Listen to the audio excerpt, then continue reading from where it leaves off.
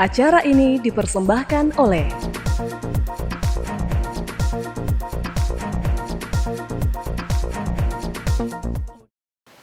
Halo pemirsa Unhas TV, senang sekali saya Andrea Ririn Karina dapat kembali menjumpai Anda dalam Unhas Daily.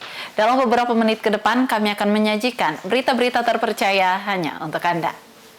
Pemirsa Universitas Hasanuddin Makassar mengadakan sosialisasi pekerja migran bagi lulusan keperawatan. Kegiatan ini membahas peluang kerja luar negeri yang aman dan prosedural. Berikut laporannya untuk Anda. Sosialisasi penempatan dan pelindungan pekerja migran Indonesia digelar di Gedung IPTEX Universitas Hasanuddin, Senin 16 Desember 2024. Kegiatan ini diselenggarakan tepat setelah yudisium Fakultas Keperawatan Unhas dan dihadiri oleh tenaga kependidikan serta mahasiswa lulusan keperawatan. Sosialisasi ini menghadirkan pembicara Kepala Balai Pelayanan Pelindungan Pekerja Migran Indonesia PP3MI Sulawesi Selatan, Dharma Saputra SEMH. Menurut Dharma Saputra, pihaknya hadir untuk memberikan pemahaman kepada para lulusan mengenai peluang kerja di luar negeri, serta jalur penempatan yang prosedural melalui pemerintah. Mereka mengetahui informasi, mereka mempunyai kesempatan untuk meraih peluang kerja di luar negeri. Itu yang pertama. Nah, lalu bagaimana caranya meraih peluang kerja di luar negeri dengan cara-cara prosedural, dengan lewat pemerintah. Nah, itu yang kedua. Nah, yang ketiga, bagaimana caranya agar terjadi suatu ekosistem penempatan dan perlindungan pekerja migran yang ada di kampus. Sosialisasi ini juga mendapat antusiasme dari mahasiswa keperawatan Unhas. Tak sedikit dari mereka yang tertarik bekerja di luar negeri karena berbagai alasan. Seperti yang disampaikan oleh Fandi Anggraini Rahmadana, yang berpendapat bahwa bekerja di luar negeri dapat memberikan banyak pengalaman. Selain itu, gaji atau salary yang ditawarkan jauh lebih besar dibandingkan di dalam negeri. Kalau saya memang dari awal punya ketertarikan untuk lanjutkan antara dua, belajar ataupun bekerja ke luar negeri. Karena pertama pengalamannya pasti akan lebih banyak, akan lebih luas. Terus yang kedua salary. Oke, salarinya pasti lebih besar daripada di Indonesia itu sendiri. Kalau bukan di negara bagian Eropa, Jepang. Melalui sosialisasi ini, Dharma Putra berharap dapat menjalin kolaborasi dengan Unhas untuk mendirikan Balai Pelayanan Penempatan dan Perlindungan Pekerja Migran Indonesia, BP3MI di bawah holding company universitas.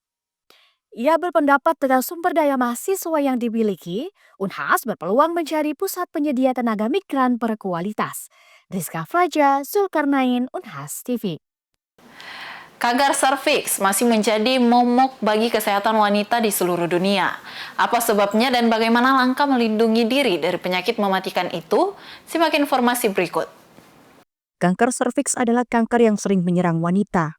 Kanker ini tergolong ganas dan menjadi salah satu penyebab kematian tertinggi pada wanita di Indonesia.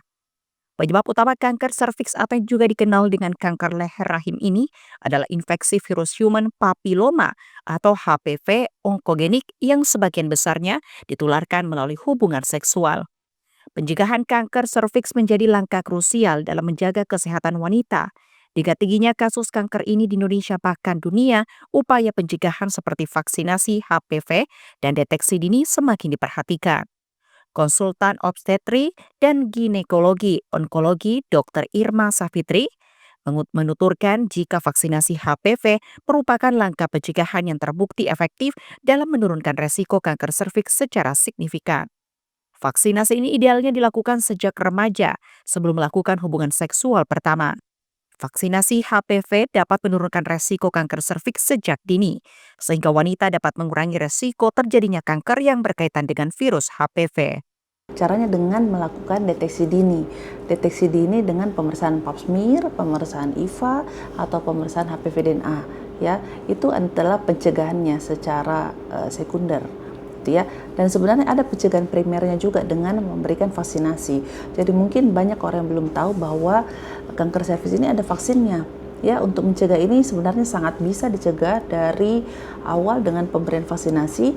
Setelah itu kalau orang sudah menikah atau sudah berhubungan seksual, ya sebaiknya dideteksi dini dengan melakukan pemeriksaan pap smear, IVA ataupun dengan pemeriksaan HPV DNA. Dan itu dilakukan rutin. Nah, sekarang banyak ibu-ibu itu malu untuk datang ke dokter untuk melakukan pemeriksaan kalau tidak ada keluhan dan gejala. Ditambahkan oleh Dr. Irma, deteksi dini melalui pemeriksaan serviks seperti pap smear sangat penting untuk mengidentifikasi perubahan sel di serviks sebelum mengakibatkan kanker. Pemeriksaan rutin dapat membantu meningkatkan harapan hidup wanita yang mengalami kanker serviks. Disebutkan Dr. Irma, melalui deteksi dini, kanker serviks dapat ditangani sebelum memasuki stadium lanjut yang memiliki tingkat kemampuan penyembuhan yang lebih rendah. Selain itu, menjaga gaya hidup sehat termasuk konsumsi makanan seimbang, berolahraga reguler, dan hindari merokok dapat membantu menurunkan resiko kanker serviks. Menghindari infeksi HPV dengan vaksinasi serta melakukan deteksi dini melalui pemeriksaan rutin merupakan cara yang didasarkan untuk mencegah kanker serviks pada wanita. Feni Septiani Samuel, Unhas TV. Usai lakukan musyawarah besar 11, Ikatan Keluarga Alumni Universitas Padjadjaran umumkan Ferry Djoko Juliantono sebagai Ketua Umum IKA Unpad periode 2024 hingga 2028. Kegiatan ini sekaligus bersamaan dengan kegiatan reuni akbar IKA Unpad 2024. Berikut laporan tim Divia Unpad TV untuk Unhas TV. Ferry Djoko Juliantono diumumkan sebagai Ketua Umum IKA Unpad periode 2024 hingga 2028. Usai terpilih secara aklamasi dalam musyawarah besar 11 IKA Unpad menggantikan Irawati Hermawan. Hal ini diumumkan dalam reuni akbar dan musyawarah besar 11 IKA Unpad digelar 7 hingga 8 Desember. Ferry Djoko Juliantono sendiri merupakan Wakil Menteri Koperasi di Kabinet Merah Putih dan merupakan alumni Fakultas Ekonomi jurusan Akuntansi Unpad tahun 1993.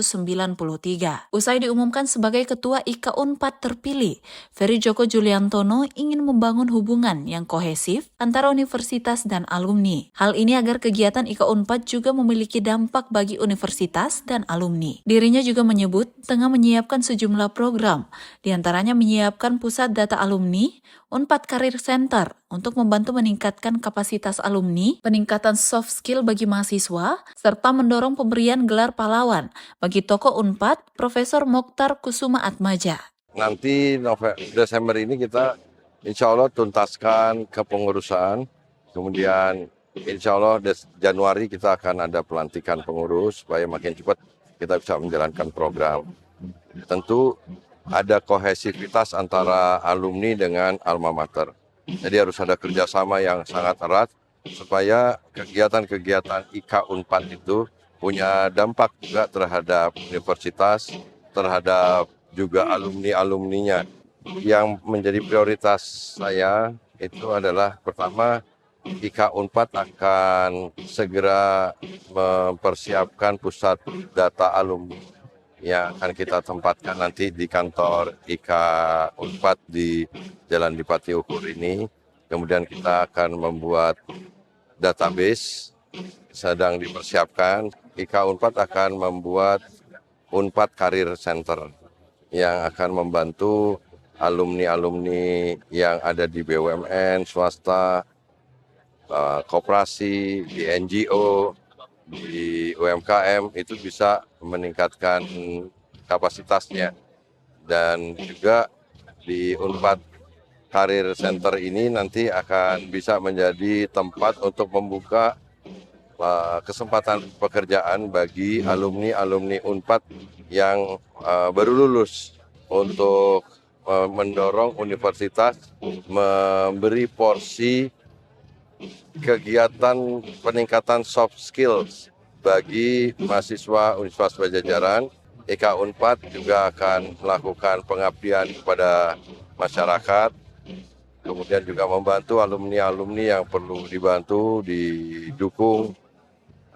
Banyak di antara mereka yang bergerak di sektor informal UMKM, itu banyak sekali alumni Unpad, itu akan menjadi concern kita. Tujuannya adalah supaya IKA Unpad makin besar, makin berwibawa lagi, makin dihormati, karena potensi alumni Unpad luar biasa di banyak sektor, banyak tempat, banyak bidang, yang nanti kalau kita bisa mampu konsolidasikan, itu akan menjadi kekuatan yang besar, yang akan bermanfaat bukan hanya untuk universitas, alumni maupun mahasiswanya, tapi insya Allah juga akan berguna, bermanfaat untuk pemerintahan, untuk mengawal program-program pemerintahan dan lain sebagainya. Kita akan mendorong secepatnya pemberian gelar pahlawan nasional kepada tokoh besar alumni Universitas Padjadjaran, Dr. Muhammad Mokhtar Kusumaatmadja, karena banyak sekali andil beliau terhadap bangsa dan negara. Jadi kami merasa bahwa Pak Mokhtar Kusumaatmadja layak untuk diberi penghargaan sebagai pahlawan nasional. IKA Unpad yang baru akan dilantik Januari mendatang, adapun di waktu yang sama berlangsung kegiatan reuni akbar IKA Unpad yang dihadiri oleh Rektor Universitas Padjadjaran, Profesor Arif S. Kartasasmita, para alumni lintas fakultas, lintas jurusan, dan lintas angkatan. Sejumlah kegiatan digelar yakni dengan berolahraga, pentas seni, dan panggung musik. Dari Bandung, Jawa Barat, Divya Unpad TV melaporkan untuk Unas TV. Baik pemirsa, berita tadi sekaligus menutup perjumpaan kita pada hari ini. Jangan lupa untuk terus saksikan Unas Daily hanya di Unas TV. Saya Andrea Ririn Karina mewakili kru yang bertugas, pamit undur diri dan sampai jumpa.